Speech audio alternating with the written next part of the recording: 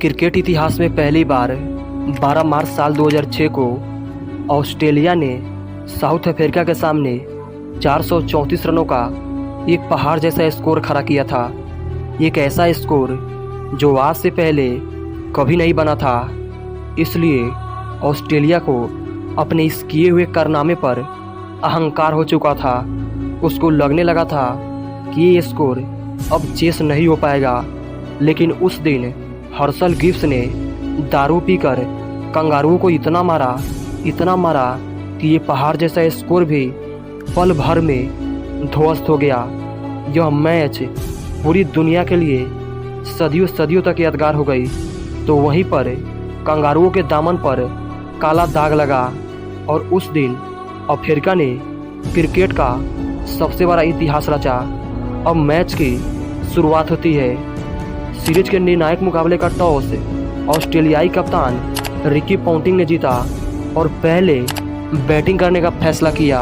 अब ऑस्ट्रेलिया की तरफ से एडम गिलक्रिस्ट और साइमन कैटरिज पारी की शुरुआत करते हैं और गिलक्रिस्ट पहले ओवर की 5वीं बॉल पर पारी का पहला चौका लगा देते हैं और दूसरा चौका चौथे ओवर की 5वीं बॉल पर आता है। लेकिन उसके बाद गिलक्रिस्ट अपने अंदाज में बल्लेबाजी करने लगते हैं और कैटरिज भी चौके पर चौके लगा रहे थे। ये दोनों ही बल्लेबाज अपनी फितरत की तरह बल्लेबाजी कर रहे थे। ऐसा एक भी ओवर नहीं था जिनमें कोई बाउंड्री नहीं आ रहा था। और उसी बीच गिलक्रिस्ट ने अपना हाफ सेंचुरी भी पूरा कर लिया। इसके लिए उन्होंने केवल 35 गेंदों का सामना किया। इसके बाद भी ये चौके का सिलसिला जारी रहा और 15वें ओवर की पहली बॉल पर गिलक्रिस्ट ने इस पारी का पहला छक्का जड़ दिया। लेकिन दूसरी बॉल पर 55 रन बनाकर वो आउट हो गए। पूरी साउथ अफ्रीका टीम के खिलाड़ी जश्न मना रहे थे क्योंकि एक तूफान वापस पवेलियन जा रहा था। लेकिन अफ्रीका टीम को यह पता नहीं था कि उसी पवेलियन से रिकी पॉन्टिंग के रूप में एक सुनामी मैदान पर वापस आ रही है। ऑस्ट्रेलिया का स्कोर 15 ओवर में 97 रनों पर 1 विकेट था। अब कैटरिज पॉन्टिंग के साथ मिलकर स्कोर बोर्ड को आगे बढ़ा रहे थे। उसी बीच साइमन कैटरिज का अर्धशतक पूरा हो गया। उसके बाद तो मानो दोनों बल्लेबाजों के सर पर भूत सवार हो गया। अब अफ्रीकन गेंदबाजों की ऐसी कुटाई कर रहे थे मानो आज जरा भी रहम करने के मूड में ना हो। लगातार चौके छक्के की बरसात कर रहे थे और पॉन्टिंग के इसी छक्के के साथ उनका 50 भी पूरा हो गई। इसके बाद तो हर गेंद को छक्के में डील कर रहे थे। अब हर ओवर का रिक्वायर्ड रन रेट 15 रनों के पार जा चुका था। कैटरिज 77 रनों पर तो पॉन्टिंग 67 रन बनाकर क्रीज पर डटे हुए थे।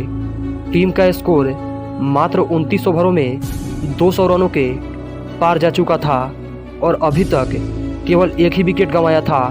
लेकिन 216 रनों पर कैटरिज एक 12 शॉट खेलने के चक्कर में 90 गेंदों पर 79 रन बनाकर आउट हो जाते हैं। इन दोनों के बीच एक शतकीय पार्टनरशिप टूट चुकी थी। लेकिन रिकी पॉन्टिंग को इन सब से कहाँ कुछ फर्क पड़ने वाला था।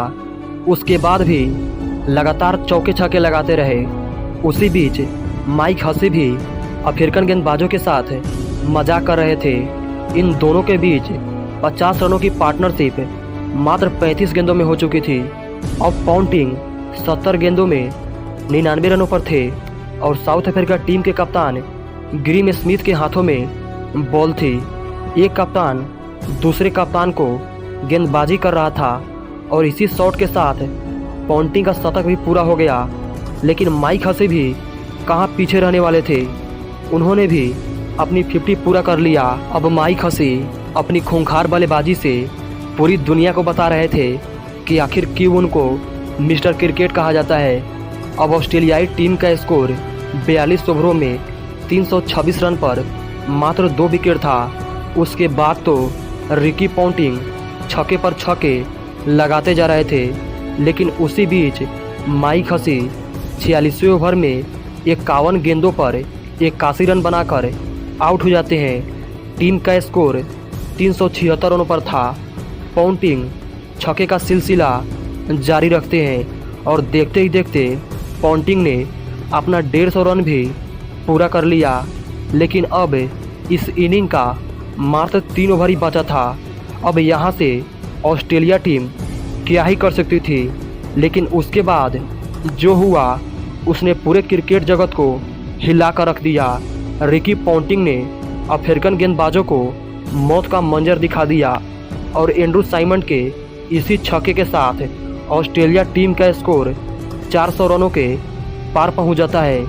आज क्रिकेट का इतिहास भी ऑस्ट्रेलिया टीम को सैल्यूट कर रहा था, लेकिन पॉन्टिंग 105 गेंदों पर 164 रन बनाकर आउट हो जाते हैं। लेकिन उनको भी पता था कि आज की पारी क्रिकेट जगत में हमेशा हमेशा के लिए अमर हो जाएगी और एंड्रू साइमंड ने लास्ट के कुछ गेंदों पर बड़े बड़े शॉट लगाए और टीम के स्कोर को 434 रन तक पहुंचा दिया। ये रहा ऑस्ट्रेलियाई बल्लेबाजों का लेखा जोखा। आज से पहले 400 रन नहीं बना था, इस टीम ने तो 434 रन बना दिया था। आज इस टीम ने एक इतिहास रचा था, एक ऐसा इतिहास जो आज से पहले कभी नहीं हुआ था, मतलब पहली बार हुआ था। ऐसा इतिहास जो कई दशकों तक नहीं टूटने वाला था। लेकिन कुदरत का करिश्मा देखो, जो दशकों के लिए बना था वो कैसे कुछ ही घंटों में टूट गया। उसे देखने से पहले यदि वीडियो पसंद आ रही हो तो वीडियो को एक लाइक ज़रूर कीजिएगा। अफ्रीका टीम के लिए यह मैच मजाक बन चुका था, क्योंकि 434 रनों को पाना किसी करिश्मे से कम नहीं था। ऐसे हालात में अफ्रीकन खिलाड़ी पारी की शुरुआत करते हैं और जहां इस मैच में एक अच्छी शुरुआत की ज़रूरत थी, तो वहीं पर दूसरे ओवर में अफ्रीका को बोएटा के रूप में पहला झटका लग गया। अब हर्षल गिब्स मैदान पर आ रहे थे, जिन्होंने पहली रात इतनी दारू पिया था कि अभी तक वो नशे में ही थे। लेकिन सिरफिरा व्यक्ति ही इतिहास को ध्वस्त करता है। और फिर अफ्रीका टीम के कप्तान ग्रीम स्मिथ के साथ मिलकर पारी को आगे बढ़ाते हैं। दोनों ही बल्लेबाजों का एक ही टारगेट था। टारगेट तो हासिल नहीं कर सकते, बस हर गेंद को बाउंड्री के पार पहुंचाने का प्रयास जरूर कर सकते हैं। और देखते ही देखते दोनों के बीच 50 रनों की पार्टनरशिप हो जाती है। साउथ अफ्रीका टीम के खिलाड़ी और फैन बस जश्न मना रहे थे, क्योंकि ये टारगेट तो बहुत बड़ा था। बस ये दोनों खिलाड़ी अपनी पारी का इंजॉय कर रहे थे और गिब्स के इसी सिंगल के साथ उनका भी 50 पूरा हो गया। लेकिन स्मिथ भी कहाँ पीछे रहने वाले थे, उन्होंने भी इसी चौके के साथ अपना भी 50 पूरा कर लिया। इन दोनों के बीच एक शतकीय सरदारी हो चुकी थी। टीम का स्कोर 16 ओवरों में 116 रन और मात्र 1 विकेट था। उसके बाद तो ग्रीम स्मिथ की आंधी देखने को मिली, लगातार चौके की बरसात कर दिए। उसके बाद छक्कों की झड़ी लगा देते हैं। हर्षल गिब्स भी बड़े शॉट लगाए जा रहे थे, लेकिन उसी बीच साउथ अफ्रीका टीम के कप्तान ग्रीम स्मिथ 55 गेंदों पर 90 रनों की धुआंधार पारी खेल आउट हो जाते हैं। अभी टीम का स्कोर 22.1 ओवर में 190 रनों पर 2 विकेट था। एक कप्तान का एक ऐसा बैटिंग रवैया देख टीम के खिलाड़ियों से करिश्मे करने की उम्मीद जागी, लेकिन अभी भी मंजिल कोसों दूर थी। लेकिन दारू के नशे में धूर्त खिलाड़ी अभी भी मैदान में ही था और अब उसका नशा सर चढ़कर बोल रहा था। अब हर्षल गिब्स 78 गेंदों पर 97 रनों तक पहुंच चुके थे और इसी चौके के साथ हर्षल गिब्स ने शतक लगा दिया। अब तो गिब्स अपने आबे से बाहर हो चुके थे, गेंदबाजों के साथ खिलवाड़ कर रहे थे। जो ऑस्ट्रेलियाई बल्लेबाजों ने अफ्रीकन गेंदबाजों का जनाजा निकाला था, उनको मौत का मंजर दिखाया था, तो वही अब हर्षल गिब्स उनके ही गेंदबाजों की कब्र खोद रहे थे।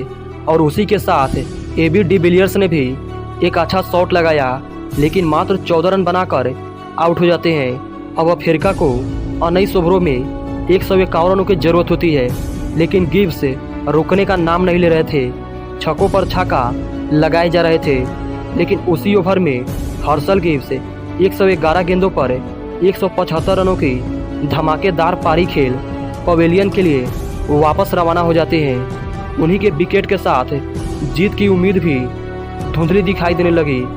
यह स्कोर मुश्किल तो जरूर था, लेकिन नामुमकिन नहीं था।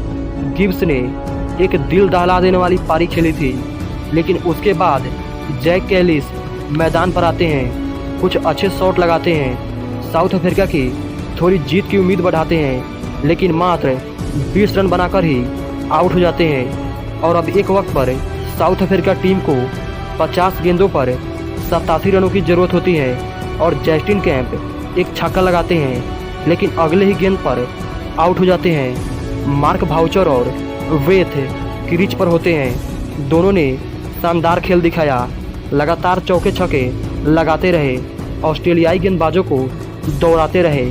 ऑस्ट्रेलियाई टीम को दिन में ही तारे दिखा दिए। अब मात्र 35 गेंदों पर 60 रनों की ज़रूरत होती है और उसके बाद एक ओवर में यह चौका लगा और उसी ही अगली गेंद पर एक छक्का लगा।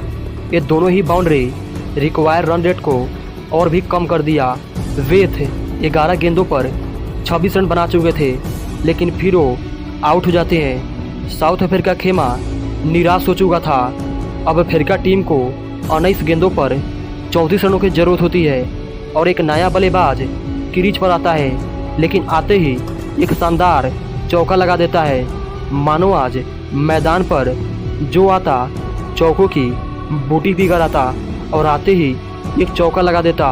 और एक वक्त पर साउथ अफ्रीका टीम को 18 गेंदों पर मात्र 30 रनों की ज़रूरत होती है और उसी के साथ मार्क भाउचर का ये शानदार चौका ओवर की पहली गेंद पर आता है, लेकिन इसी के साथ अफ्रीका टीम 400 रनों के पार जा चुकी थी। यानी एक इतिहास बना चुकी थी, दूसरा इतिहास बनाना बाकी था।